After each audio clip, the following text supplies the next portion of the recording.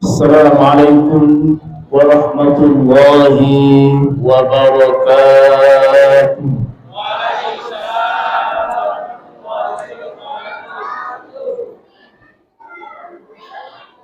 Yang jawab yang banyak dari bapak-bapak ini, yang anak-anak belum ngerti. Assalamualaikum warahmatullahi wabarakatuh.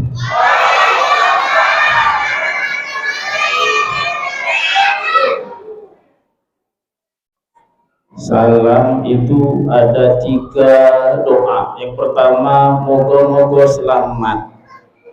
Suami selamat, istri selamat, anak selamat, harta selamat, agama selamat, dunia selamat, akhirat selamat.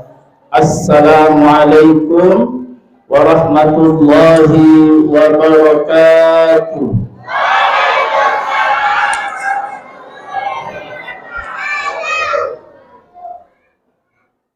Alhamdulillah, Alhamdulillah, segala puji hanya milik Allah. Segala rahmat yang dilimpahkan kepada kita, segala nikmat yang dilimpahkan kepada kita, baik yang kita rasakan, yang kita minta, ataupun yang tidak pernah kita minta, itu cukup disyukuri kepada Allah Subhanahu wa ta'ala dengan kata Alhamdulillahi Rabbil Alamin. Emang ada rahmat Allah yang tidak diminta, Ustaz? Banyak, malah sebenarnya malah rezeki rahmat Allah yang tidak diminta oleh kita itu malah lebih banyak yang kita sadari. Maka kata Alhamdulillah itu sangat berbeda dengan kata syukur. Kalau syukur, kita diberi sesuatu, kita bersyukur, itu terima kasih. Tapi kata Alhamdulillah itu sudah mewakili semua rahmat yang Allah berikan. Pernah ada yang minta kentut? Anak-anak pernah ada yang minta kentut? Ya Allah, berilah hamba kentut. Gak pernah kan? Padahal kentut itu mahal. Padahal kentut itu mahal. Masih banyak darah, semua yang tak terhitung itu cukup terwakili dengan kata Alhamdulillah. Salatu wassalamu ala Rasulillah Muhammad ibni Abdullah wa ala alihi wa sahbihi wa man wala. Rabbi syrah li sadri wa yassir li amri wahlul 'uqdatam min lisani yafqahu qawli.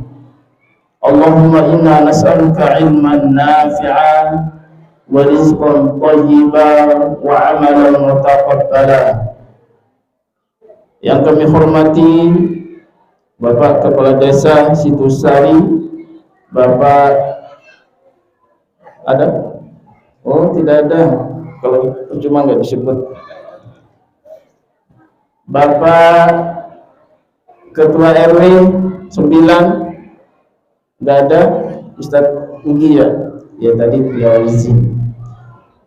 Para Ketua RT 1 sampai 9 sampai 8 yang kami tidak bisa sebutkan satu persatu.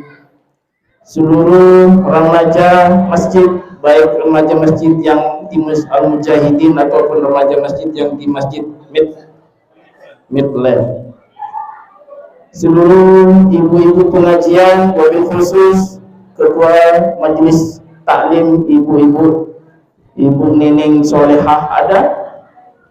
Mengizin Ibu Nining ini mengantarkan saya ke sekolah SDN Situsari. Saya ngisi, dari situ saya ngisi lagi ke dan dua orang kenal. Jadi kenal sampai kemana-mana. Dari ini Ibu Nining. Mudah-mudahan Allah sehatkan Ibu Nining. Bapak Ibu hadirin hadirat yang tidak kami sebutkan satu persatu, alhamdulillah kita patut bersyukur kepada Allah Subhanahu wa taala. Kita oleh Islam dipertemukan dalam banyak momen. Hampir setiap bulan dalam bulan Hijriah itu mempertemukan kita dengan berbagai peristiwa-peristiwa yang terjadi dalam setiap bulannya itu. Di bulan Zulhijjah ada Idul Kurban, dipertemukan kembali. Kemudian di bulan Muharram kita dipertemukan dengan satu Hijriah, dengan tahun baru Hijriah. Safar, Dzulqa'dah, Dzulhijjah, kemudian ke bulan Rabiul Awal dipertemukan dengan bulan Maulid, peringatan Maulidin Nabi. Kemudian di bulan Rajab, ini bulan Rajab atau bulan Sya'ban? Bulan Sya'ban, ya, sudah masuk bulan Sya'ban. Kita dipertemukan dengan peristiwa yang luar biasa, yaitu peristiwa Isra dan Mi'rajnya Rasulullah. Anak-anak sudah di belakang, sebenarnya saya sudah sediakan hadiah-hadiah besar, tapi karena anak-anaknya sudah mundur, ya akhirnya hadiahnya saya tarik kembali. Sudah sebenarnya ada pertanyaan-pertanyaan biasa. Kalau anak-anak kecil itu suka dengan pertanyaan-pertanyaan dalam hadiah kecil. Ini mungkin ada yang mau nanya, mau jawab. Saya sediakan hadiah. Ya, siapa yang tahu tanggal berapa Isra Mi'raj itu terjadi? Siapa? Anak kecil dulu, yang TK, SD, ada? Tanggal berapa Isra Mi'raj itu? Ada? Oh, enggak ada. Enggak ada. Masya Allah. Ada di belakang sih, tinggal sedikit. Tanggal berapa? Tanggal 27 Rajab. Sekarang sudah tanggal berapa? Tanggal 5 Sya'ban. Berarti tanggal 25 hari lagi kita akan memasuki satu bulan yang Masya Allah dengan penuh kemuliaan dan berlipat keadaan pahala di sisi Allah Subhanahu wa Ta'ala. Kita memperingati Isra Mi'raj penting atau tidak? Pertanyaannya, ada yang masih membid'ah-bid'ahkan. Isra Mi'raj kan diperingati, itu apa dalilnya? Masih ada sampai sekarang. Sudah tahun 2023 masih ada yang mempertanyakan tentang boleh tidaknya memperingati Isra Mi'raj. Peringatan Isra Mi'raj itu sebenarnya ada landasannya, ada perintahnya dari Allah Subhanahu wa Ta'ala. Peringatannya, bukan peristiwanya. Kalau peristiwanya sudah jelas, kita akan bahas nanti. Peringatannya sudah ada. Allah berfirman, "A'udzubillahi minasyaitonirrajim, wa dzakkirhum bi ayyamillah." Dan peringatkan mereka tentang hari-hari di mana Allah menurunkan pertolongan-pertolongan besar. Rasulullah SAW juga memerintahkan puasa Asyura. Puasa Asyura itu untuk apa? Untuk memperingati satu pertolongan Allah ketika Allah berikan pertolongan kepada Bani Israel, kaumnya Nabi Musa alaihissalam, di mana mereka sudah terdesak, dikejar oleh Fir'aun dan tentara-tentaranya sampai buntu menghadapi laut. Lalu Allah perintahkan, mewahyukan untuk menghempaskan tongkatnya, akhirnya laut itu terbelah dan Nabi Musa alaihissalam dengan selamat melewati bersama Bani Israel, kaum Bani Israel. Fir'aun yang mengejar di tengah perjalanan, di tengah laut tenggelam. Disitulah Allah berikan satu pertolongan besar dan diperingatkan oleh Rasulullah SAW dengan puasa Asyura. Ustaz, Isra Mi'raj memang di masa Rasulullah SAW sudah ada peringatan? Ya, memang tidak ada peringatan, tetapi ini pertolongan Allah Subhanahu wa Ta'ala yang sangat besar untuk umat Rasulullah SAW. Kalau Nabi Musa bersama umatnya, itu pertolongannya bisa melewati laut, menyeberang laut.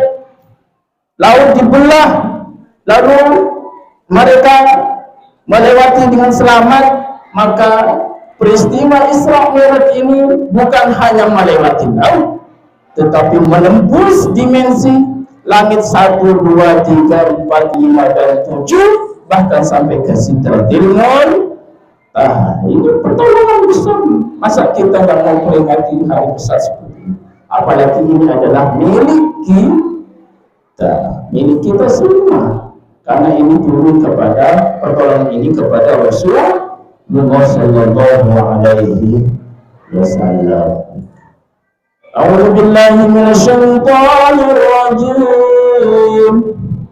Subhanalladzi asra bi'abdihi ليلا إلى المسجد الحرام إلى المسجد الأقصى الذي باركنا حوله لنريه من آياتنا. Subhanalladzi asra. Ingat, ayat ini dimulai dengan kata subhan. Al-Quran itu memuat banyak peristiwa kisah-kisah yang terjadi pada sebelum Rasulullah Sallallahu Alaihi Wasallam. Peristiwa-peristiwa besar itu semuanya tidak dimulai dengan kata subhan, kata tasbih. Kita tahu Raja Abraha yang ingin menghancurkan Ka'bah itu diabadikan dalam Al-Quran dalam surat Al-Fil. Apakah dimulai dengan subhan? Tidak. Alam taro kaifa fa'ala rabbuka bi ashabil fil. Ada kaum Ad, ada kaum Tsamud, ada kaum Saleh, ada kaum Hud. Peristiwa-peristiwa besar itu diceritakan sedemikian rupa dalam Al-Quran, tapi tak satu pun dimulai dengan kata subhan, kata tasbih. Ini menunjukkan bahwa peristiwa Isra Mi'raj ini adalah peristiwa yang sangat spesial, yang sangat besar di mata Allah, sampai Allah mempertaruhkan kesuciannya, kemahasuciannya untuk membuktikan kebenaran Isra Mi'raj ini dengan kata subhan. Maka kita perlu banyak bertas subhanallah walhamdulillah wa la ilaha illallah wallahu akbar wa la hawla wa la quwwata illa billahil aliyyil azim. Ketika ada orang ngomongin tentang orang lain, kejelekan orang, subhanallah. Satu ketika ada orang yang menemukan ucap subhanallah. Semua makhluk-makhluk Allah ini semuanya bertasbih kepada Allah Subhanahu wa ta'ala. Wa in min syai'in illa yusabbihu bihamdihi walakin la tafqahuna tasbihahu. Tidak ada sesuatu apapun dari makhluk Allah kecuali dia bertasbih, tetapi kalian tidak paham tasbihnya mereka. Ketika ada petir, itu adalah tasbihnya petir. Ketika kita mendengar gemericik air di sungai, itu adalah tasbihnya air. Ketika ombak bergemuruh, itulah tasbihnya laut. Semuanya bertasbih. Ini tasbih, tetapi kita tidak memahami kata-kata mereka. Bahkan semua tumbuh-tumbuhan ini itu mereka bertasbih. Ada seorang saintis, ahli sains, itu meneliti tentang apa yang ada di pada tumbuhan. Dia letakkan penangkap suara, alat penangkap suara yang serba canggih, ditempelkan lalu dibiarkan. Lalu setelah itu diteliti, lalu keluarlah suara dengan kata-kata tasbih. Ini semuanya bertasbih. Masa kita yang mempunyai akal sebagai hamba Allah, kita harus banyak mengucapkan kalimat tasbih. Subhanallah, subhanallah. Jangan sampai yang keluar dari mulut kita ini kata-kata yang na'udzubillah. Sekarang hantu setan itu sudah berbentuk dalam bentuk ini, Pak. Kita menghadapi suatu masalah yang sangat besar yang bernama hati. Kata-kata binatang itu anak-anak terinspirasi kemudian terracuni otaknya dengan kata ini yang ada dalam HP, sehingga kewalahan orang tua. Maka hati-hati dalam memberikan fasilitas yang bernama HP ini. Kata-kata binatang itu keluar secara otomatis. Maka hati-hati dengan hadis Rasulullah SAW yang bersabda, Inna rajul la yatakallam bil kalimatin wa huwa radun wallahu radin anha wa la balalah. Ada orang, kata Rasulullah, yang mengucapkan satu kalimat tapi dia tidak merasa, nggak sadar, padahal saat kalimat itu bisa menghantarkan dia ke derajat yang tinggi di surganya Allah. Tetapi ada juga wa inna rajula yatakallamu bil kalimati min sukhtillah la balalaha. Ada orang, kata Rasulullah, nanti di akhirat dia masuk neraka jahanam karena dia tanpa sadar mengucapkan kalimat-kalimat yang mengandung dan mengundang murkanya Allah Subhanahu wa ta'ala. Maka hati-hati anak-anak remaja ini, anak-anak kecil ini, hati-hati dalam memberikan fasilitas gadget ini. Mereka bisa keluar kata-kata jorok dan kata-kata kasar itu karena teracuni oleh yang namanya HP. Di YouTube itu banyak sekali kata-kata hewan yang ada di kebun binatang. Maka hati-hati. Maka biasakan mulut kita dengan mengucapkan kalimat tasbih. Dalam Islam itu Allah Subhanahu wa ta'ala mengajarkan ada ibadah yang modalnya berat tetapi melakukannya juga berat. Itu ibadah haji. Ada ibadah yang modalnya ringan tetapi melaksanakannya berat. Itu adalah ibadah puasa. Puasa itu ada modalnya nggak ada yang sahur, kalau mau sahur, tetapi mengerjakannya itu berat. Puasa itu termasuk yang berat untuk melakukannya. Maka dia butuh keikhlasan, dia harus menurut, menahan nafsunya.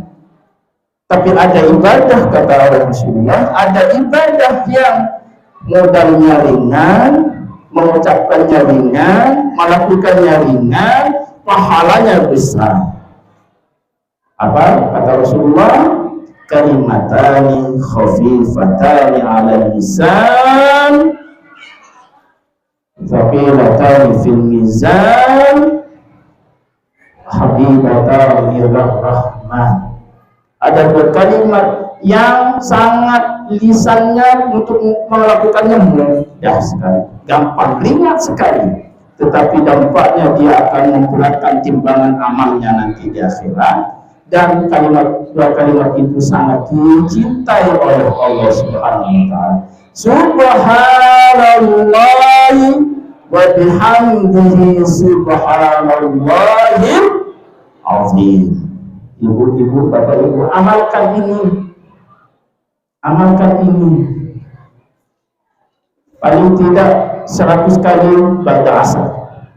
Lebih baik lagi sebelum sholat iqamah subuh atau setelah subuh. Itu subhanallah wa bihamdihi subhanallahil azim astaghfirullah. Ini tasbihnya para malaikat. Amalkan ini, lalu buktikan dan rasakan apa yang terjadi pada dirinya, keluarganya, dan rizkinya. Istiqomah. Subhanallah wa bihamdihi subhanallahil azim astaghfirullah. Tidak sempat di waktu antara azan sampai iqamah, setelah subuh 100 kali. Setelah subuh sampai paling tidak ya tasyahud. Atau subhanallah wa bihamdihi subhanallahil azim setelah asar. Ini amalan-amalan yang hanya bagi orang yang cerdas. Rasulullah SAW tidak hanya menyuruh kita untuk beramal beribadah, tetapi harus cerdas juga dalam beribadah. Maka orang yang cerdas pasti memilih mengamalkan hal-hal yang ringan, tapi dampaknya sangat besar. Di antaranya kalimat tasbih subhanallah wa bihamdihi subhanallah.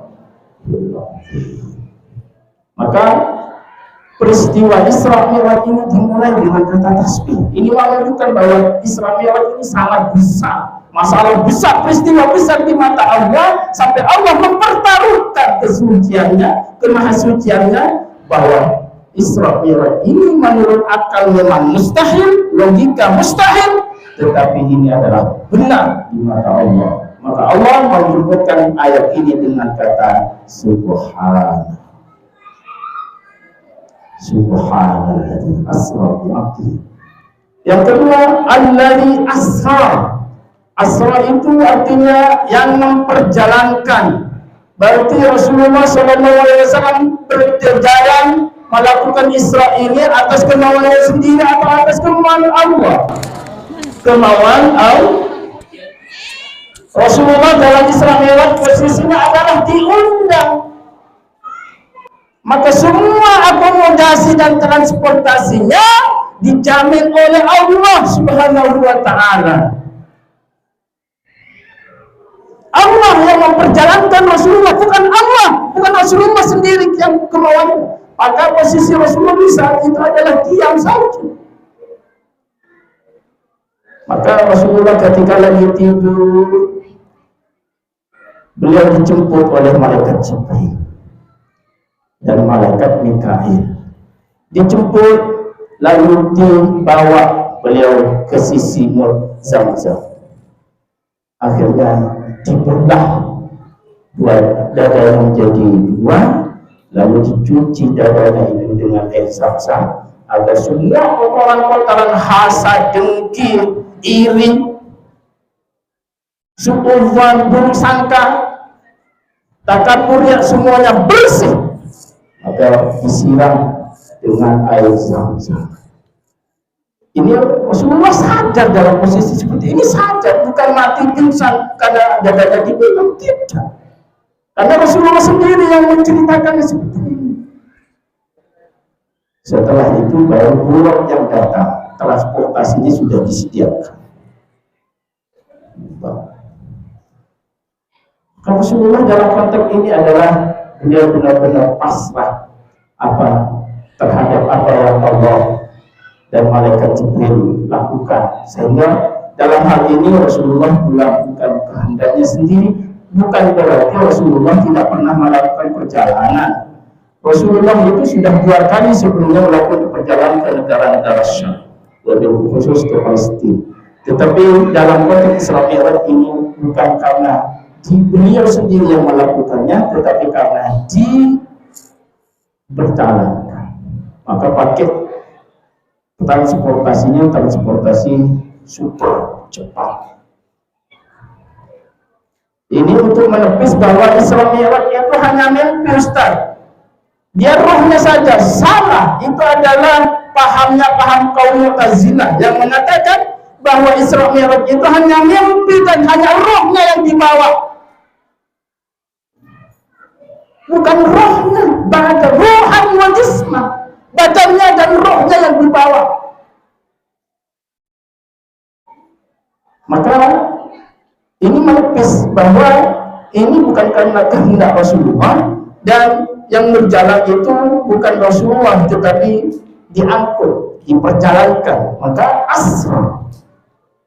asra bi 'abdi. Semua kehendak kita itu, semua apa yang kita lakukan, semua aktivitas kita, upaya kita yang kita lakukan, semuanya akan bermuara kepada kehendak Allah Subhanahu wa ta'ala. Kita jangan mengandalkan logika sendiri, jangan mengandalkan usaha sendiri, jangan mengandalkan ilmu yang kita miliki, bahwa karena usaha kita, bahwa karena ilmu kita mendapatkan kekayaan. Semuanya bermuara kepada Allah. Allah yang menentukan semuanya. Ini faedah asra yang harus kita ambil. Tapi kita sering dihadapkan yang terjadi kemarin, anak muda yang menganiaya sampai pingsan, koma sampai sehari ini belum sadar. Anaknya seorang pejabat yang notabene dilihat sejarahnya hidupnya ternyata dia yang memperolehkan harta bapaknya. Semua kekayaannya, motornya itu motor ngekip yang dipakai setiap hari, mobilnya juga mobil. Ya namun anaknya orang yang menjadi direktur peron yang harus dilaksanakan, sehingga karena anaknya bapaknya jadi korban, bapaknya harinya dicopot atau mengundurkan diri kurang tahu masa. Tetapi karena anaknya yang tidak disiapkan dulu, akhirnya bapaknya pun menjadi korban dari anaknya. Na'udzubillahi min dzalik. Orang yang mengandalkan ilmunya itu Qarun. Qarun mengatakan bahwa semua yang dia dapatkan, hartanya yang melimpah ruah itu karena ilmunya. Maka kita tidak bisa mengandalkan ilmu dan usaha kita mencari rezeki semuanya atas kehendak Allah Subhanahu wa ta'ala. Subhanalladzi asra bi'abdihi. Ayat berikutnya dikatakan dengan menyebut Allah Subhanahu wa ta'ala, menyebut Rasulullah, tidak dengan menyebut nama Muhammad. Subhanalladzi asra bi Muhammadin, tidak. Allah Subhanahu wa ta'ala menyebutkan dengan kata abdi, hambanya. Rasulullah, Allah Subhanahu wa ta'ala menyebut Rasulullah itu seringkali tidak menyebutkan dengan namanya sebagai bentuk kemuliaan Rasulullah. Allah memuliakan Rasulullah, maka Allah tidak menyebutkan Muhammad, tapi menyebutkan dengan pangkat kemuliaannya dengan kata abdi.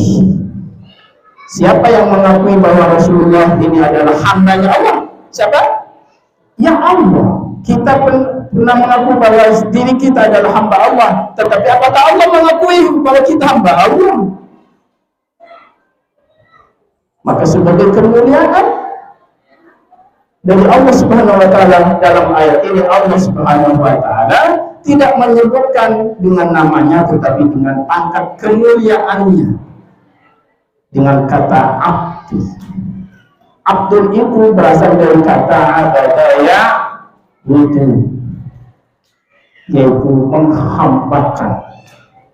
menghambakan diri kepada Allah Subhanahu wa ta'ala. Orangnya itu adalah abdul, hamba sahaya, hambanya Allah, kegiatannya adalah ibadah. Maka ini adalah pengakuan dari Allah kepada Rasulullah bahwa Rasulullah sudah sampai kepada puncak penghambaannya kepada Allah Subhanahu wa ta'ala, sehingga beliau diakui sebagai abdu, hambanya Allah Subhanahu wa ta'ala. Wa ma khalaqtul jinna wal insa illa liya'budun. Tidaklah aku ciptakan jin dan manusia kecuali hanya untuk beribadah dan menghambakan diri kepada anak-anak muda. Ini kan anak remaja yang bata-bata yang mengadakan. Anak-anak muda harus tumbuh. Bapak Ibu, tumbuhkanlah anak-anak remaja kalian, kita ini semuanya dalam beribadah kepada Allah Subhanahu wa ta'ala. Allah Subhanahu wa ta'ala melalui Rasulullah menjamin bahwa anak muda yang tumbuh dalam beribadah taat kepada Allah, maka dia akan dijamin akan mendapatkan perlindungan nanti pada hari kiamat. Sab'atun yudhilluhumullah yauma la dhilla illa dhilluh. Ada 7 golongan yang akan Allah payungi nanti pada hari kiamat, di mana tidak ada payung naungan kecuali hanya naungan Allah Subhanahu wa ta'ala, yang salah satunya adalah syabun, anak muda, remaja, muda-mudi, nasya'a fi ibadatillah, mereka tumbuh menjadi dewasa, menjadi tua dalam keadaan tunduk patuh beribadah kepada Allah Subhanahu wa ta'ala. Ini anak muda, makanya saya sangat gembira ketika abinya Fatih ini menyampaikan bahwa remaja di Masjid Al-Mujahidin akan mengadakan kegiatan pengajian Isra Mi'raj yang diinisiasi oleh anak muda Al-Mujahidin. Inilah anak muda yang sebenarnya. Inilah anak muda yang mesti mereka lakukan. Mereka tumbuh dalam beribadah kepada Allah, patut melakukan kebaikan-kebaikan sebagai bentuk ibadah kepada Allah Subhanahu wa ta'ala. Ibadah itu puncaknya di salat, tetapi ibadah itu maknanya benar. Kita mencari ilmu berarti kita dalam keadaan ibadah. Maka anak-anak muda ini mesti tumbuh untuk melakukan masa mudanya untuk mencari ilmu. Gunakanlah anak muda ini, masa muda kalian ini untuk dilewati sampai menjadi orang dewasa nanti dalam keadaan yang tumbuh dan beribadah taat kepada Allah, mencari ilmu Allah, sehingga masa tuanya nanti tidak dalam keadaan menyesal yang sebesar-besar. Maka torehkan prestasi-prestasi kalian di masa muda ini. Prestasi tidak harus juara lomba-lomba ini, prestasi hidup. Kalian harus mencetak prestasi-prestasi hidup dalam hal satu, bisa saja dalam mengaji, membaca Al-Quran. Pernah kalian enggak mencetak sejarah dalam hidup kalian ini? Menghatamkan Al-Quran dari pagi subuh sampai asar? Pernah? Kalau tidak pernah, lakukan, cetak sejarah itu. Sehingga di masa tuanya, saya punya sejarah di masa muda. Saya tumbuh di masa muda dulu, saya sudah mencetak, menghatamkan Al-Quran 1 hari di bulan Ramadan. Kalau tidak pernah, lakukan ini sejarah, cetak apa yang akan diceritakan nanti di masa tua kepada anaknya. Kalau kita tidak mencetak sejarah di masa muda, jangan berangan-angan saya mau membaca Al-Quran, sebanyak-banyaknya menghafal Al-Quran, nanti di masa tuanya belum tentu. Karena kekuatan kita terus tumbuh itu bukan tambah kuat. Di masa muda ini bukan tambah kuat, tapi di masa tua malah tambah. Udah, mohon maaf, saya sendiri untuk menghatamkan Al-Quran 1 hari tidak bisa mengulang lagi, tidak bisa mengulang lagi. Udah nggak kuat badannya. Tapi alhamdulillah dulu di masa remaja, di masa MTS, SMA itu pernah menghatamkan Al-Quran sudah beberapa kali, mulai dari subuh sampai asar. Ini yang akan diceritakan nanti. Saat itu bukan posisi tidak menghafal Al-Quran, lagi baca. Jadi mulai dari subuh sampai asar baca. Oh, selesai sebelum maghrib. Ini prestasi-prestasi yang ini harus dicetak. Selain hal-hal yang lain, terutama dalam hal ibadah, sudah mencetak sejarah-sejarah sendiri, sehingga nanti di masa tuanya tidak menyesal. Ilmu agama sudah dibekali, ibadah-ibadah sudah, kegiatan-kegiatan hari. Khairun nasi anfa'uhum linnas. Masa mudanya sudah digunakan untuk menjadi orang yang bermanfaat. Mengadakan ini juga adalah upaya untuk menjadi manusia yang bermanfaat. Insya Allah anak muda, remaja-remaja Masjid Al-Mujahidin dan Masjid Midland ini akan menjadi remaja-remaja yang tumbuh menjadi unggulan di masa muda, di masa tuanya, dan nanti di akhirat insya Allah akan dikumpulkan bersama golongan anak-anak muda yang dinaungi oleh Allah Subhanahu wa ta'ala. Al-Quran dan Rasulullah itu sering menyebut kata syabat. Al-Quran tidak menyebutkan syabat, tapi menyebutkan dengan kata fidyah. Tetap artinya sama. Innahum fidyatun amanu bi rabbihim wa zidnahum huda. Allah Subhanahu wa ta'ala memuji kata anak muda ini dengan kata mereka itu adalah anak-anak muda yang mereka beriman kepada Allah. Ini dalam surat Al-Kahfi. Maka ini adalah yang melakukan peristiwa Ashabul Kahfi itu adalah anak-anak muda. Rasulullah menyebutkannya dengan kata syabab. Ya ma'syarul syabab, wahai kaula muda, remaja, nak muda, man istata'a minkumul ba'ah falyatazawwaj. Siapa yang mampu untuk menikah, maka nikahlah. Wa man lam yastati' fa 'alaihi bisyam. Siapa yang tidak mampu menikah di masa mudanya, maka lakukan banyak puasa. Kenapa banyak puasa? Fa innahu awwatul basar wa ahsanul farj. Puasa itu banyak membentengi diri kita, mata kita dibentengi, kemaluan kita dibentengi, sehingga tidak melewati masa remaja dan muda yang penuh gairah nafsunya itu dengan melewati hal-hal yang negatif, wabil khusus pacaran. Nauzubillahi min dan nauzubillah, pacaran itu pintunya untuk melakukan satu dosa besar, yaitu yang bernama zina. Nah, nauzubillahi min. Maka kalau anak muda sudah menyibukkan diri untuk hal-hal yang bermanfaat dan ilmu agama, insya Allah di masa tuanya tidak akan pernah menyesal, bahkan dia tinggal menjalani kebiasaan-kebiasaan masa mudanya. Dia tumbuh dari anak muda sampai meninggal insya Allah dalam keadaan taat kepada Allah Subhanahu wa Ta'ala. Ibadah bi'abdi. Allah Subhanahu wa Ta'ala memuliakan Rasulullah dalam Al-Quran, menyebutkan dengan kata Muhammad itu 4 kali. Wa ma Muhammadun illa rasul. Tetapi Allah Subhanahu wa Ta'ala menyebutkan kata Muhammad kecuali Allah ikutkan kata berikutnya dengan jabatan kemuliaannya dengan Rasul. Selain 4 itu, Allah Subhanahu wa Ta'ala menyebutkan Rasulullah itu dengan kata jabatan-jabatan kemuliaannya dengan ya ayuhan nabi, wahai nabi, lima tuharrim. Ya ayuhan nabi, idza talaqtumun nisa. Ya ayuhan rasul, wahai rasul. Ini penyebutan kemuliaan-kemuliaan dari Allah untuk Rasulullah sallallahu alaihi wasallam. Kita bangga menjadi umatnya Rasul.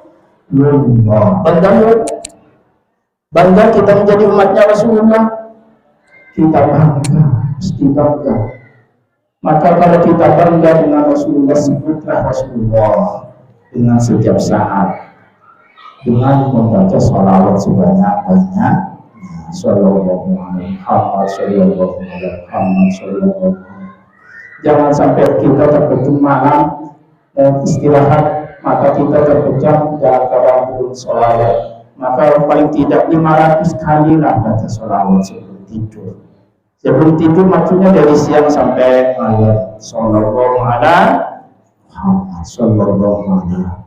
Sebagai bentuk kebanggaan kita kepada Rasulullah, kita berbangga. Bahkan nabi-nabi sebelumnya kalau ditawarkan mereka akan menjadi umatnya Rasulullah atau menjadi nabi, mereka akan menyatakan nabi, para nabi itu akan mereka menyatakan ingin menjadi umatnya Rasulullah.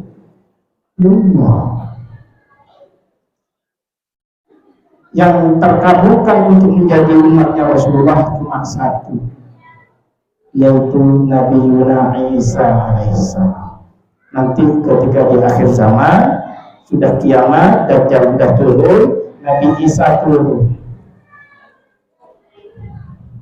Itu di Suriah tepatnya, Masjid Qubatul Khotro, Qubatul Bayda, jadi kubah putih.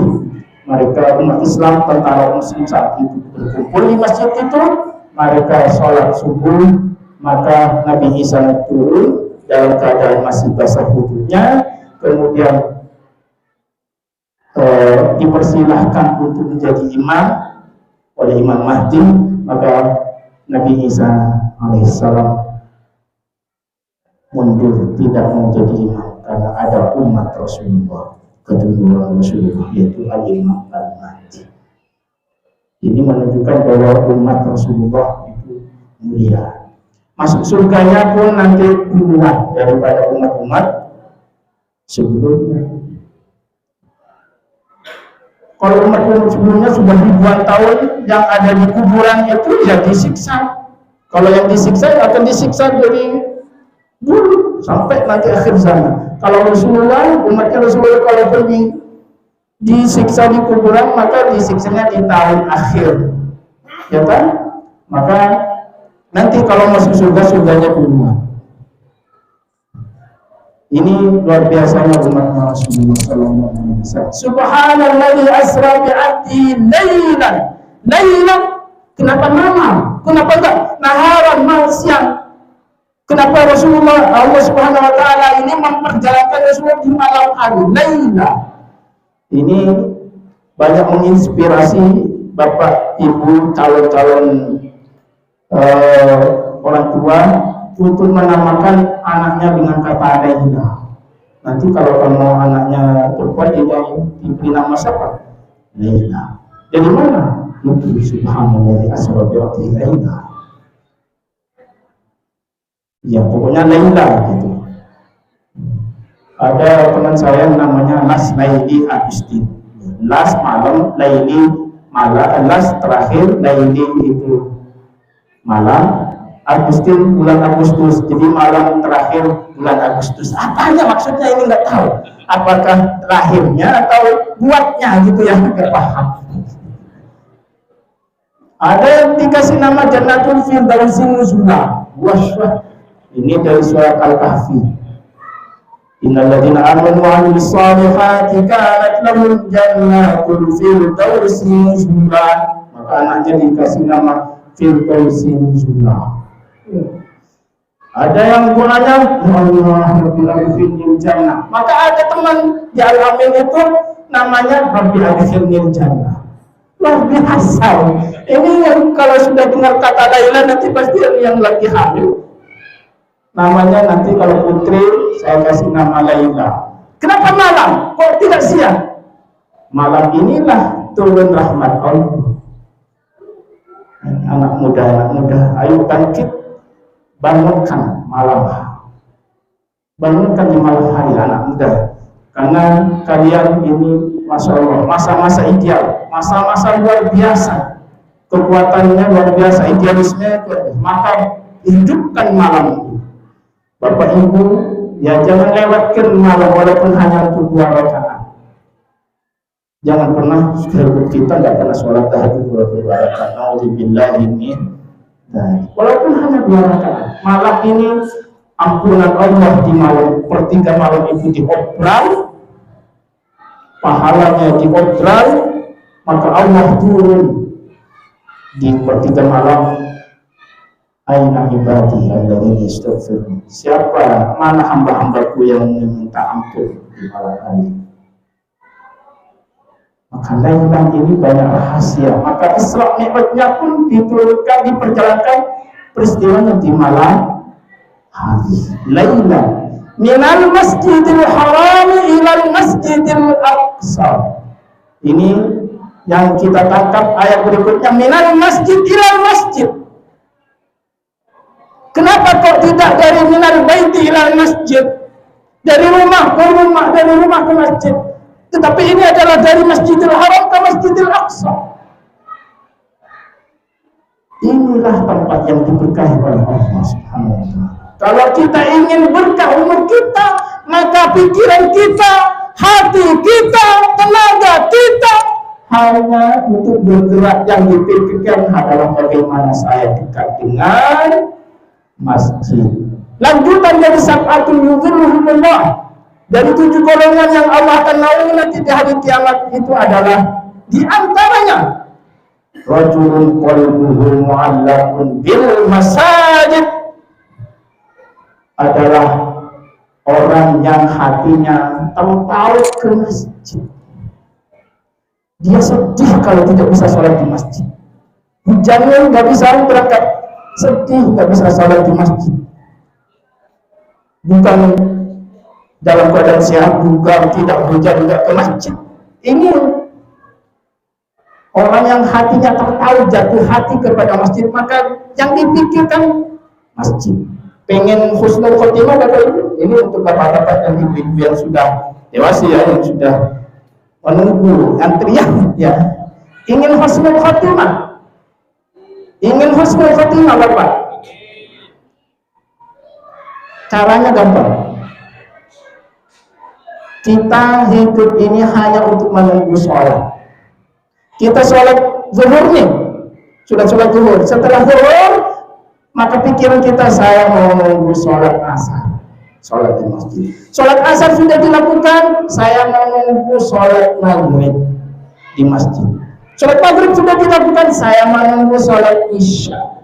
Maka kalau ini yang dibangun, hatinya saya hidup hanya untuk menunggu sholat, maka ketika kita mati, maka insya Allah meninggal dunia dalam keadaan menunggu sholat. La tahtaqiranna rajulan ya'tadu ilal masjid, kata Rasulullah. Jangan sekali-kali kamu menghina, meremehkan seseorang yang bolak-balik ke masjid, karena dia dalam lindungan Allah Subhanahu wa taala dan dalam jaminan dari Allah Subhanahu wa taala. Dekati masjid. Kalau bisa setiap waktu saya sudah komitmen sholat di masjid. Karena kita posisinya adalah sedang diundang oleh Rasul, oleh Allah. Allahu Akbar, Allahu Akbar. Kita hidup ingin mendapatkan keberuntungan dan kemenangan, bukan? Syaratnya adalah hayya 'alas shalah. Untuk hayya 'alas shalah baru hayya 'alal falah. Untuk mendapatkan kefalahan itu, keberuntungan dan kemenangan itu, syaratnya ada hayya 'alas shalah. Maka sholat bagi laki-laki yang diinginkan untuk husnul khotimah tidak ada lain kecuali hatinya ditaukan untuk sholat di masjid. Maka minal masjidil haram ilal masjidil aqsa.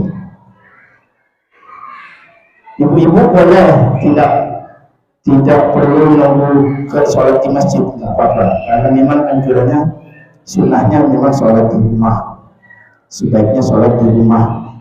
Tetapi ya, kalau ingin mendapatkan keutamaan ibadah amalan, maka kata Rasulullah, as-sholatu ala waqtiha.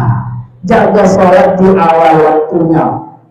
Ibu-ibu, remaja, putri yang tidak mau ke masjid, tidak apa-apa, memang sebaiknya sholat di rumah. Tetapi yang ditunggu waktu sholat terus. Begitu azan sudah, atau sebelum azan sudah siap-siap. Ini sudah mau jam 12, maka saya sudah harus siap-siap itu. Maka sebelum sholat, sebelum nunggu, sambil lalu menunggu azan, pikir dulu, subhanallah, subhanallah, azan, setelah azan baru sholat qobliyah, setelah qobliyah baru sholat fardu. Ini bagi putri, kaum wanita. Yang laki-laki nggak ada alasan untuk sholat di rumah. Kebaikan sholat kaum laki-laki itu hanya ada di masjid. Maka kalau kita ingin berkah hidup kita, alladzi barakna haulahu, itu yang diberkahi, maka hati kita hanya bergerak untuk menuju masjid. Sholat asar ke masjid, sholat maghrib ke masjid, isya. Lebih khusus sholat asar dan sholat isya, sholat subuh itu sholat yang wusta. Tapi ada dalam hadis sholat isya dan sholat subuh ini harus dijaga untuk sholat di masjid. Seandainya umatku tahu keutamaan yang ada dalam sholat isya dan subuh di masjid itu, maka mereka akan melaksanakan sholat isya dan subuh walau ala hadwatin, walaupun harus berjalan ngesot. Jalan ngesot. Kalau umatku tahu keutamaan yang biasa yang ada di dalam salat isya dan subuh di masjid itu, mereka akan berjalan walaupun tidak bisa berjalan hari, mereka akan jalan ngesot, merangkak untuk masjid, karena untuk mendapatkan keutamaan salat isya dan subuh di masjid. Barang siapa yang sholat isya di masjid, maka dia seperti sholat setengah malam suntuk. Pernah nggak kita sholat setengah malam suntuk? Kalau waktu kita dari jam 6 malam itu sampai jam 4, berarti berapa? Dari 6 ke 10, satu berapa jam? Dari jam 6 sore sampai jam 4 subuh, berapa jam? Maka hampir separuhnya, maka itulah sholat kita semalam subuh. Barang siapa yang sholat isya di masjid berjamaah, maka dia seperti sholat semalam suntuk. Maka kita dianggap, kalau kita sholat subuh berjamaah di masjid, sama dengan kita dari maghrib sampai jam 4 subuh itu kita terus sholat. Maka rugi kalau anak muda, anak remaja, muda-mudi, anak tua, apalagi yang kita ini yang sudah mau menghadap kepada Allah. Kalau kita bangkit hati kita untuk melaksanakan sholat. Al-intizar ya sholat ya sholat. Menunggu sholat dari sholat ke sholat itu keutamaan yang luar biasa. Maka tawarkan kita hati kita minal masjid ilal masjid. Dalam hal ini saya salut kepada jamaah tabligh itu. Karena gerakan mereka adalah bergerak dari masjid ini, masjid itu, masjid ini, masjid itu. Minal masjid ilal masjid. Tapi kita kalau tidak jemaah tabligh apa di rumah, dari rumah ke masjid. Qalbuhu mu'allaq bil masajid. Hati kita tertarik terus ke masjid. Yang dipikirkan bagaimana sholat di masjid. Ini yang kita inginkan. Bapak Ibu jamaah sholat jamaah hadirin hadirat yang dimuliakan oleh Allah Subhanahu wa taala. Kenapa Nabi Rasulullah sallallahu alaihi wasallam mesti diisrailkan? Ini cukup panjang sebenarnya. Ya, insyaallah cukup. Ada 3 alasan kenapa Rasulullah diisra mi'rajkan. Yang pertama, Rasulullah diisra mi'rajkan tujuannya adalah untuk dihibur oleh Allah Subhanahu wa taala. Kenapa mesti dihibur? Karena satu, di tahun itu Rasulullah kehilangan istri tercintanya yang membela dengan raga dan hartanya yang bernama, ada yang bisa jawab nih yang anak kecil? Enggak ada sudah. Siapa istri Rasulullah yang pertama? Khadijah Al-Kubra. Beliau meninggal di tahun itu. Yang kedua, pamannya Abu Thalib itu meninggal di tahun itu. Itu pukulan terberat bagi Rasulullah. Yang kedua adalah Rasulullah 10 tahun dari sejak diangkat Nabi sampai ke masa Isra Mi'raj itu beliau berdakwah. Dakwahnya penuh tantangan karena itu adalah dakwah di masa-masa pertama ketika ada di Mekah. Beliau dicaci, dicela, dikatakan orang gila, dikatakan penyihir, dikatakan majnun, dikatakan bahkan bukan hanya mereka, Rasulullah SAW dilempar dengan kotoran-kotoran onta ketika berdakwah selama 10 tahun berat. Maka Rasulullah SAW sampai pada akhirnya, karena Rasulullah sampai diboikot oleh kaum Quraisy itu, akhirnya Rasulullah ingin memetakan lokasi dakwahnya bukan di Mekah lagi, ingin berdakwah ke Taif dengan harapan Rasulullah SAW bisa diterima paling tidak. Maka Rasulullah berjalan dari Mekah ke Taif. Antara Mekah dan Taif itu jaraknya berapa, Bu? 100 km kilometer. Itu dijalanin dengan apa, Bu? Naik onta atau jalan kaki? Jalan kaki 100 meter, 100 kilometer.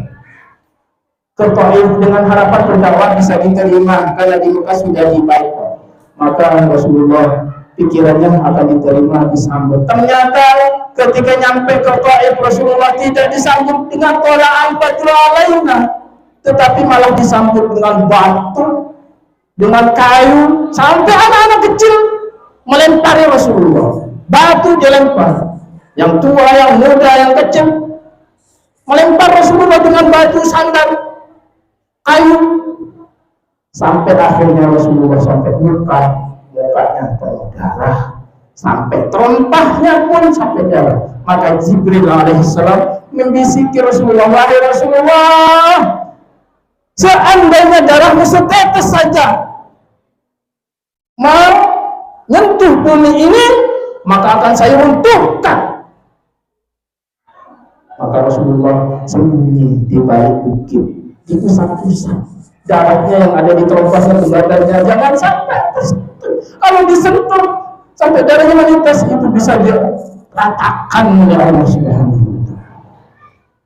Maka Malakul Jibal, namanya Malakul Jibal, ternyata setiap gunung itu ada malaikatnya, dijaga oleh malaikat. Maka malaikat penjaga gunung itu di Taif itu mendatangi Rasulullah, wahai Rasulullah, itu ada dua bukit, ada dua gunung, pilih.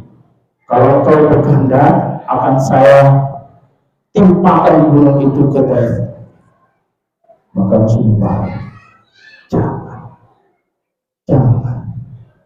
Saya berharap asa an yakuna min aslabihim man ya'budullah walau syirku. Oke, mereka mungkin tidak beriman saat ini, tapi saya ingin dari keturunan mereka itu nanti pada akhirnya mereka beriman. Nunggu berapa tahun doanya ini Rasulullah? Setelah 14 tahun baru diterima doanya Rasulullah, kaum Taif ini beriman kepada Rasulullah tanpa sisa. 14 tahun kita berdoa baru 1, 2, 3 hari, minta dikabulkan oleh Allah. Ini Rasulullah 14 tahun. 1, 2 hari sudah berdoa, merasa letih, berusaha. Sampai ngantuk-ngantuk, Allah tidak ada, Allah tidak menjawab doaku. Ini Rasulullah butuh 14 tahun untuk diterima doanya, sehingga setelah 14 tahun berikutnya penduduk Taif ini beriman kepada Rasulullah SAW. Dari Mekah, dari Taif pulang ke Mekah lagi, karena sudah tidak diterima lagi. Maka perjalanan dari Taif ke Mekah ini turunlah satu surat, namanya surat Al-Jin.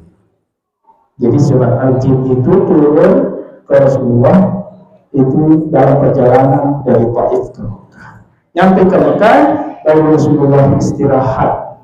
Nah, ketika istirahat didatangilah oleh malaikat Jibril, dibawa ke Zam untuk dibelah dan diberangkatkan, di Isra Mi'rajkan. Hadirin hadirat yang dimuliakan oleh Allah Subhanahu wa Ta'ala, ini intermezzonya, mendapat undangan dari Allah Subhanahu wa Ta'ala. Liburannya apa? Ya banyak. Rasulullah SAW melihat panorama keindahan langit, dari langit 1, 2, 3, 4, 5, 6, 7 sampai ke Sidratul Muntaha dan sampai melihat surga. Yang kedua, Rasulullah dipertemukan dengan para nabi-nabi. Jadi di bumi, di langit pertama Rasulullah dipertemukan dengan Nabi Adam alaihissalam. Langit kedua Rasulullah dipertemukan dengan Nabi Isa dan Yahya alaihissalam. Malaikat bertutur sapa dan malaikat mendoakan Rasulullah agar dipermudah perjalanannya. Berangkat Rasulullah ke langit ketiga bertemu dengan Nabi Yusuf alaihissalam. Nabi Yusuf mendoakan Rasulullah, kebaikan untuk Rasulullah. Berangkatlah Rasulullah ke langit keempat bertemu dengan Nabi Harun. Nabi Harun. Di langit keempat bertemu dengan bertakur sapa, saling mendoakan. Maka Rasulullah berangkat ke langit kelima bertemu dengan Nabi Musa alaihissalam. Setelah Nabi Musa berangkat ke langit ketujuh, bertemu dengan Nabi Ibrahim alaihi salam.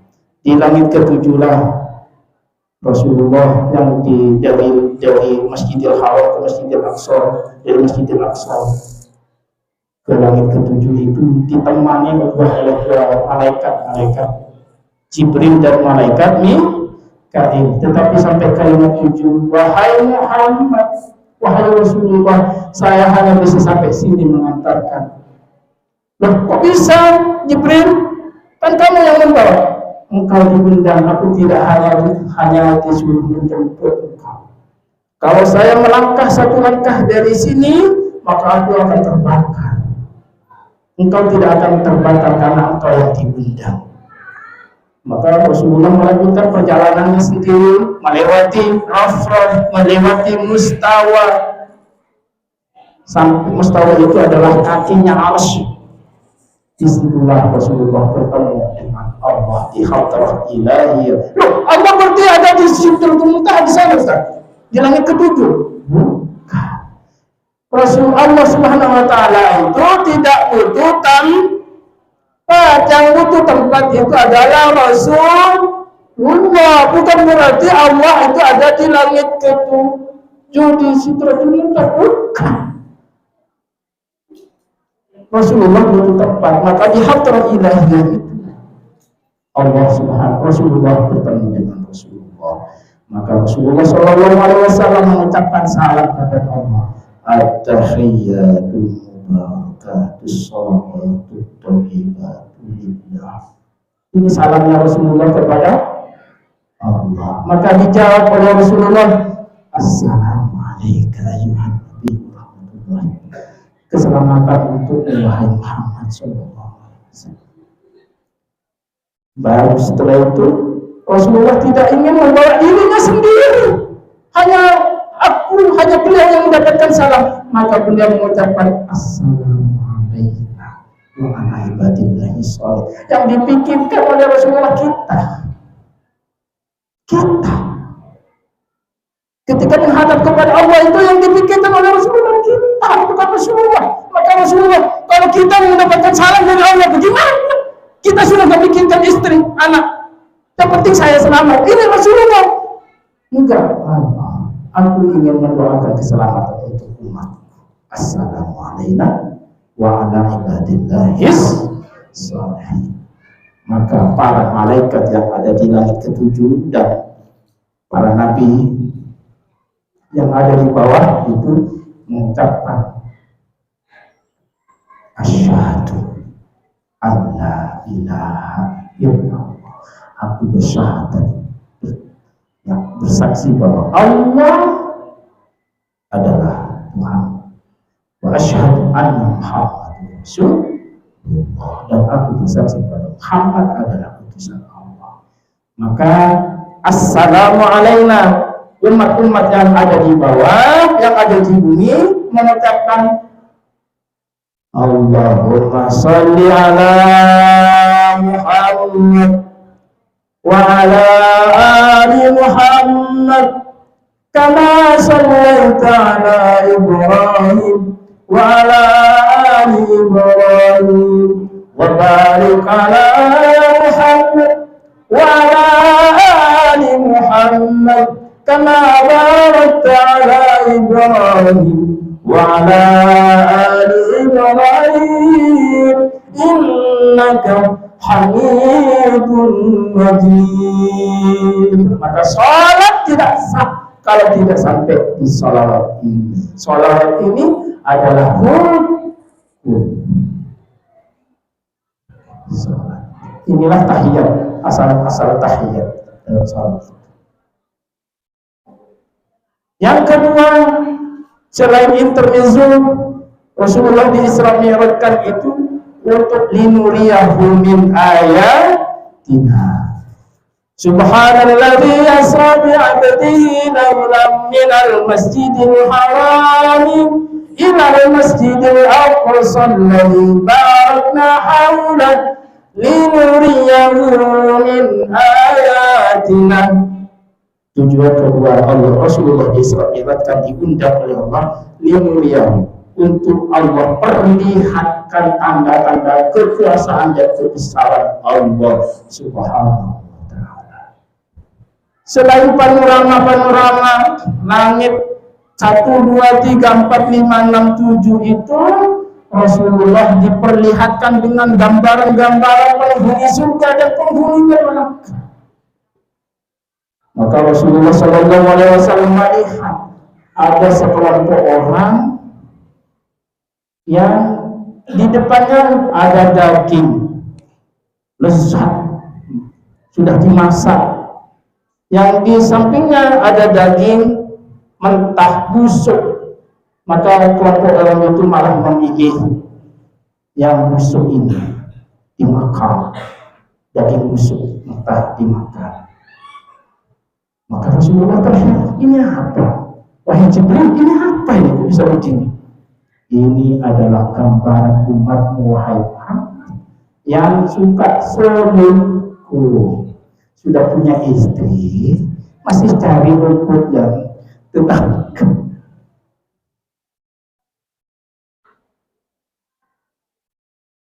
Malah memilih rumput tetangga daripada memilih istrinya yang halal thayyibah. Maka lanjut lagi berjalan. Bertemu Rasulullah lagi dengan sekelompok orang yang lidahnya dipotong, nyambung lagi dipotong lagi, nyambung dipotong. Wahai Jibril, itu apa? Kok ada orang sudah dipotong lidahnya, dipotong lagi, nyambung lagi, dipotong lagi. Itu adalah umatmu yang suka memfitnah, yang suka mengadu domba, yang suka berbohong. Maka perjalanan lagi bertemu dengan sekelompok orang yang perutnya seperti rumah besar, meledak, tapi kembali lagi besar, meledak. Itu gimana Jibril?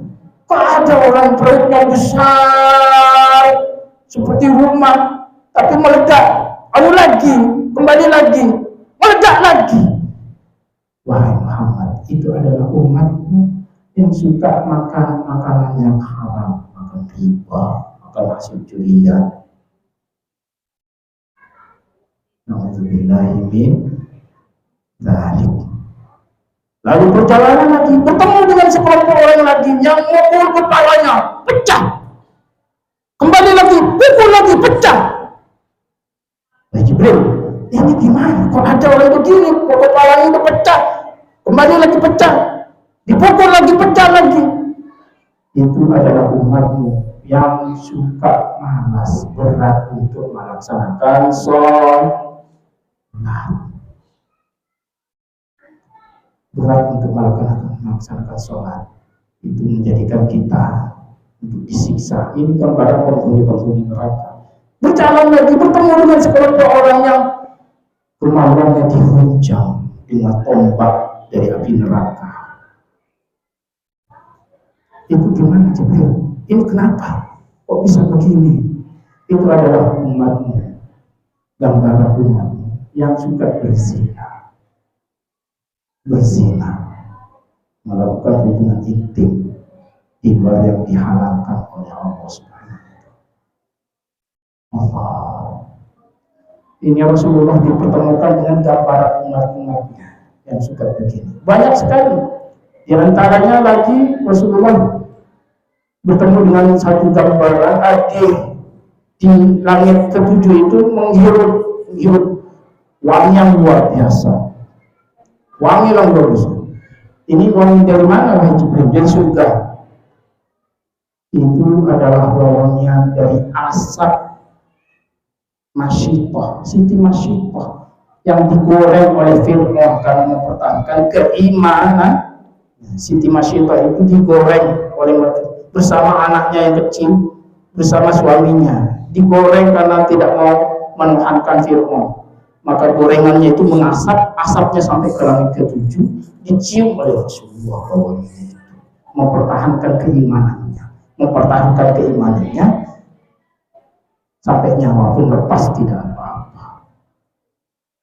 Allah lebih Ini tujuan yang kedua, linuriyahu min ayatina. Yang ketiga, Allah Isra Mi'rajkan Rasulullah untuk menerima satu hadiah spesial untuk kita, bukan untuk Rasulullah tapi untuk kita umatnya, yang bernama hadiah perintah sholat.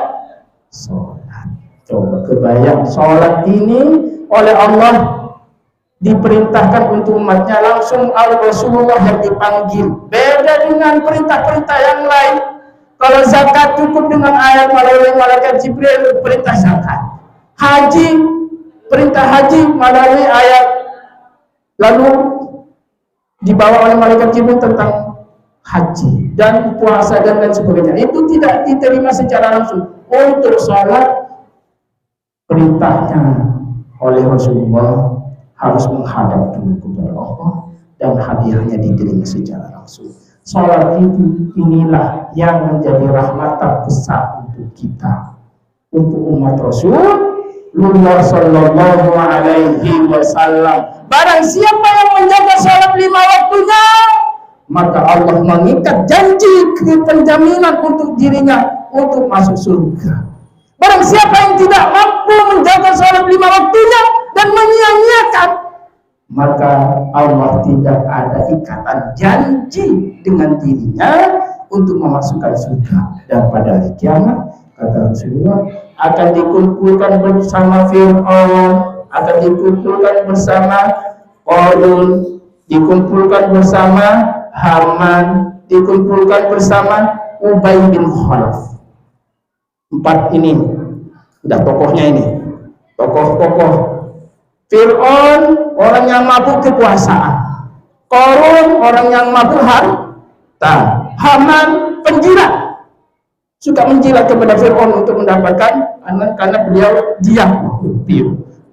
katanya dia itu adalah sebagai perdana menterinya Fir'aun. Yang Ubay bin Khalaf itu adalah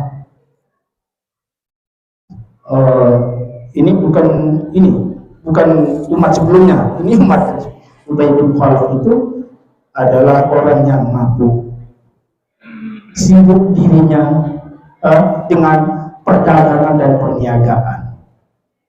Maka orang yang sibuk dengan harta, sibuk dengan dagangan, sibuk dengan kekuasaan, sibuk dengan jilat-jilat kepada penguasa, tempatnya digambarkan dengan orang yang menyanyikan sholatnya. Man hafadha 'ala shalah akramahu Allah bi 5 khisal, kata Rasulullah. Barang siapa yang mampu menjaga sholatnya, maka Allah akan muliakan dia dengan 5 perkara. Yang pertama, yarfa'u an dhiqal 'aish, Allah akan angkat dari kesempitan dan kesulitan hidup. Kalau kita merasa sempit hidup kita merasa sulit rezeki kita, masalah keluarga banyak, masalah anak banyak, coba lihat sholatnya. Jangan-jangan sholat kita masih belum dijaga. Yang kedua, yarfa'u anhu adzabal qabr, dia akan dibebaskan dari siksa kubur. Tidak akan menerima siksa kubur. Ini hadisnya sahih. Yang ketiga, yamurru 'ala sirat bi ghairi hisab, dia akan melintasi jembatan yang ada di atas neraka jahanam, seperti kalbar, seperti kilat, sampai ke surga. Tapi kalau yang nggak menjaga sholatnya, tertatih-tatih di atas sirat itu, sudah gelap, tajam, kecil lagi. Itu sirat. Al-jisrul mandud ala nari jahannam. Gelap berduri-duri. Nah, orang yang menjaga sholatnya ini akan melintasi jembatan sirat ini seperti kilatan, sampai. Amin ya rabbal alamin. Yang keempat, kata Rasulullah, Wa yutihillahu kitabahu biyaminihi. Nanti pada hari kiamat kita mudah-mudahan kita menerima catatan amal kita dengan tangan kanan kita. Orang penghuni surga akan menerima catatan amalnya itu dengan tangan kanan. Itu. Tapi ada yang menerima tangan kirinya. Ini na'udzubillah ini. Ada yang dari waraq al-zahri, dari punggungnya mandi. Karena penuh catatan merah amalnya. Maka orang yang menjaga sholat lima waktunya ini, maka Allah akan berikan kitabnya dengan tangan kanannya. Baru yang kelima, wa yudkhiluhul jannah bighairi hisab. Maka Allah akan masukkan dia ke surga Allah tanpa dihisab. Tanpa dihisab. Tanpa diminta pertanggungjawaban. Kenapa? Karena sholatnya sudah selesai. Sholatnya sudah lulus. Awwalu ma yuhasabu bil 'abdi yaumil qiyamah as-shalah. Yang pertama kali nanti dihisab di hari kiamat itu adalah sholat. Idza shaluhat. Ketika sholatnya sudah baik semuanya 100% dijaga, maka semua amalnya sudah dianggap baik. Tetapi ketika sholatnya gak lulus, maka semua amal ibadahnya bisa gagal semuanya. Maka sholat ini yang pertama harus kita jaga. Jagalah. Maka bagi laki-laki jaga sholat di masjid 5 waktu. Allah Subhanahu wa taala, Rasulullah sallallahu alaihi wasallam dalam sabdanya, perbandingan antara orang yang sholat sendirian dengan yang sholat berjamaah itu jaraknya 1 derajat, antara 1 derajat sampai 25. Ada dalam riwayat lain sampai 27. Derajat itu bukan kebaikan. Derajat itu adalah tingkatan antara orang yang sholat sendiri dengan sholat berjamaah. 1 derajat itu jaraknya itu harus dilalui sampai 50.000 perjalanan. Itu perbedaannya antara sholat sendiri dengan sholat berjamaah. Ini perbandingannya malas 27 derajat. Suatu saat Al-Imam Abu Hasan Asy-Syadzili itu seorang wali Allah yang besar, wali kutub, itu menceritakan suatu saat saya kedatangan tamu sholat isya. Menjelang sholat isya saya kedatangan tamu, sehingga ketika azan saya tidak bisa meninggalkan tamu itu, maka saya tidak bisa sholat berjamaah di masjid. Maka ketika tamu itu pergi, saya sholat 1000 rakaat sebagai ganti sholat jamaah tadi. Lalu setelah itu saya tertidur. Dalam tidur itu saya bermimpi. Dalam mimpi itu saya sudah lari.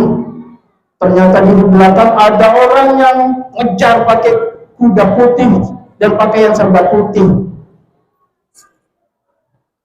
Lalu datang suara, wahai Hasan Asy-Syadzili, itulah akibat ketertinggalan kamu tidak melaksanakan sholat berjamaah tadi. Sholat 1000 rakaat tadi itu tidak bisa mengejar, walaupun 1000 rakaat itu tidak bisa mengejar sholat berjamaah. Maka rugi orang yang sholat sendiri. Tapi kalau ibu-ibu gimana? Ya kalau nggak bisa ke masjid, sholat di rumah bersama putri-putrinya berjamaah agar bisa mendapatkan kebaikan sholat berjamaah. Itulah barangkali yang bisa disampaikan. Tadi ada pesanan untuk menyampaikan pra-Ramadan. Ini namanya tarsif Ramadan ya, menyambut Ramadan. Ini saya poin-poin singkatnya aja. Yang pertama yang harus disiapkan, ayo kita pelajari lagi ilmu tentang berpuasa. Jangan sampai kita melaksanakan puasa ini dalam keadaan tidak tahu ilmunya. Mana rukunnya, mana syaratnya, mana yang membatalkan puasanya. kita pelajari lagi, apa-apa yang berhubungan dengan yang membatalkan kita pelajari. Ini secara syariat. Yang kedua, pelajari juga dan biasakan juga hal-hal yang membatalkan pahala puasanya. Pahala puasa dengan puasanya beda. Ada orang yang puasa sah puasanya karena dia sudah ada memenuhi syarat dan rukunnya, tetapi nggak mendapatkan apa-apa, tidak mendapatkan pahala apa-apa. Maka pelajari juga apa yang membatalkan pahala puasa. Dan bukan hanya cukup dipelajari, tapi mulai sejak dini sudah dilatih. Yang pertama, ghibah. Mendengarkan tontonan-tontonan ghibah. Hilangkan. Menyanyiakan waktu, hilangkan. Ustaz, kan naumul as-so'im khairun min alfi ibadatin. Waduh. Tidurnya orang berpuasa lebih baik daripada 1000 ibadah. Itu hadis palsu. Bukan mentang-mentang tidur pun ibadah, maka seharian tidur aja. Itu ya. Aduh. Yang ketiga, kita lepaskan diri dari beban adami. Beban adami maksudnya dosa-dosa kepada sesama. Kan biasa, orang biasanya, ini biasanya jadi adat istiadat di Jawa gitu. Sebelum puasa suka datang ke tetangganya minta maaf. Jangan sampai kita melaksanakan puasa dalam keadaan masih berdosa dengan orang lain.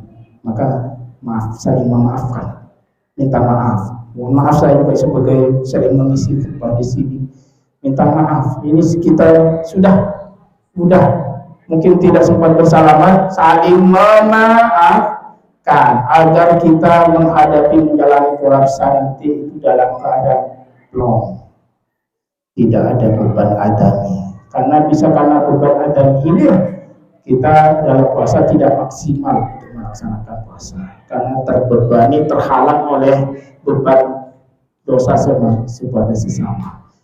Maka kalau tidak minta maaf, memaafkan lebih baik daripada harus minta maaf dulu. Maka maafkan. Sebelum tidur sudah ada ritualnya. Gimana ritualnya? 1, ya Allah, hamba maafkan semua orang yang mendolimi hamba. Sebelum tidur, jangan sampai kita tidur masih menaruh jengkel, benci, dendam kepada orang lain. Sudah, maafkan semua yang mendolimi saya, maafkan. Yang bayar dan hutang kepada saya juga maafkan. Wah, enak ya. Yang beda lah. Yang beda, hutangnya tetap dibayar. Yang mendolimi saya maafkan. Allahumma ighfir liman zalami wal mazalatu. Ya Allah, maafkan orang yang mendolimi aku dan orang yang aku zalimi. Ini insya Allah ritual yang membuat kita husnul khatimah. Karena ada rumus rahasia yang tidak ada kitabnya. Yang membuat kita husnul khatimah atau su'ul khatimah itu ada rumus rahasia. Dan ini umum di antara para ulama. Apa yang sering membuat manusia itu su'ul khatimah? Karena buruk sangka kepada sesama ini sering menjebak kita pada su'ul khatimah. Tetapi orang yang suka husnul dzan kepada sesama, suka berbaik sangka kepada orang, ini akan diberikan hadiah husnul khatimah. Ini umum. Maka hindari su'ul dzan, buruk sangka kepada sesama. Ini ritual sebelum tidur. Itu. Kemudian sudah dibiasakan amalan-amalan yang akan kita lakukan di bulan Ramadan nanti. Jangan sampai kita bulan Ramadan baru beramal. Akhirnya apa? Bertahan cuma 10 malam pertama, malam kedua, 10 malam kedua dan ketiga sudah kabur. Ya kan? Ini kalau di tempat saya, pesantren itu tanpa lama 11 terakhir saf-safnya tanpa maju, bukan tanpa mundur. Kalau di sini saya kira saya termasuk yang salut dan berbangga kepada jamaah Masjid Mujahidin ini, karena semuanya hidup, jamaahnya hidup, pihak lainnya di bulan Ramadan hidup, sedekahnya hidup, kegiatan TPA-nya hidup, kegiatan ramajanya hidup, kajian-kajiannya hidup. Ini luar biasa. Ini perlu dikasih penghargaan luar biasa DKM-nya yang menghidupkan. Mudah-mudahan jadi amal jariah. Amin ya rabbal alamin. Demikian alhamdulillah, mudah-mudahan bermanfaat. Wabil khusus saya masih nasihati diri sendiri pada para insyaallah. Oke, ini permintaan uploadnya ditambah katanya. Ya, kira-kira alhamdulillah untuk kita. Alhamdulillah, mohon maaf atas segala hal-hal yang tidak berkenan di hati para bapak dan ibu. Mudah-mudahan ini menjadi ilmu yang bermanfaat. Saya menasihati diri sendiri. Ketika saya ngomong berarti saya menasihati diri sendiri. Jangan sampai apa yang saya lakukan itu adalah hal yang tidak saya lakukan. Na'udzubillahi min dzalik. Mari kita doa bersama, mudah-mudahan kita diberkahi umur kita. Di bulan Rajab sudah berlalu, bulan Sya'ban dan bulan Ramadan. Kita sampai akhir Idul Fitri, setelah itu mati. Enggak ya. Paling tidak sampai akhir ya bisa melaksanakan puasa Ramadan dengan maksimal dan keluar dari bulan Ramadan dalam keadaan menjadi orang yang benar dan diampuni oleh Allah Subhanahu wa taala dengan status baru dari Allah sebagai hamba-hamba Allah yang bertakwa. Amin ya rabbal alamin. A'udzubillahi minasyaitonir rajim. Bismillahirrahmanirrahim. Alhamdulillahi rabbil alamin. Hamdulillah fi ni'amihi wa fi masjidah. Ya Rabb, lakal hamdu kama yanbaghi li jalali wajhika wa 'azimi sultanik. Allahumma rabbana lakal hamdu. Subhanaka la nuhsi thana'an 'alaik. Anta kama athnayta 'ala nafsika lakal hamdu fi kulli ma qadayt. Lakal hamdu qabla ridha. ولك الحمد بعد الرضا، ولك الحمد عند الرضا، ولك الحمد حتى ترضى، ولك الحمد إذا رضيت.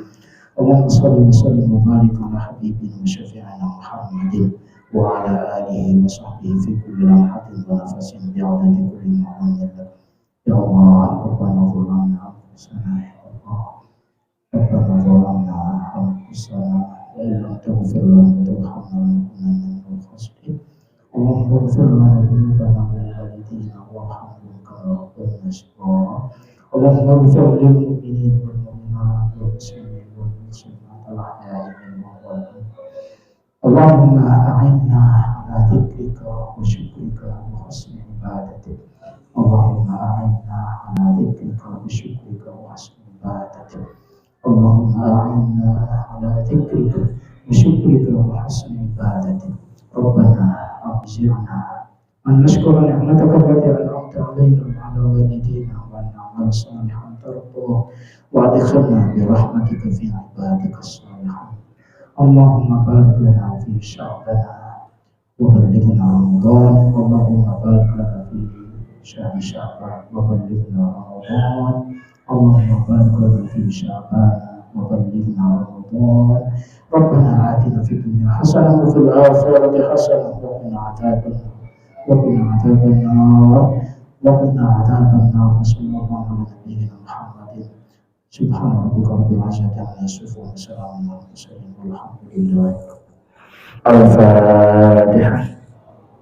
أعوذ بالله من الشيطان الرجيم. بسم الله الرحمن الرحيم. الحمد لله رب العالمين الرحمن الرحيم مالك إياك نعبد وإياك نستعين اهدنا الصراط الذين أنعمت عليهم غير المغضوب عليهم ولا الضالين. Demikian saya tutup. Assalamualaikum warahmatullahi wabarakatuh. Sabar. Ayo.